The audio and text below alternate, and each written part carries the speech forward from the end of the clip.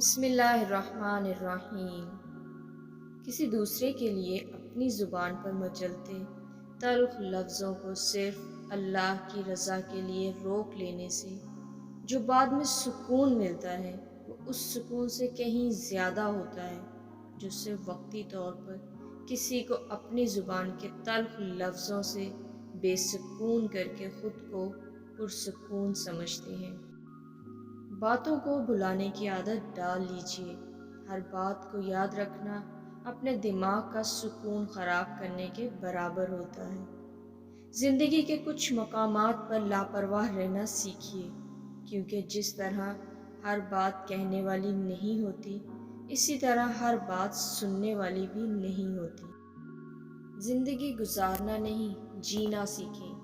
ہر انسان کی زندگی میں دکھ پریشانیاں آتی ہیں، ان کا اشتہار لگانے سے ہمدردی تو مل جاتی ہے مگر سکون نہیں ملتا۔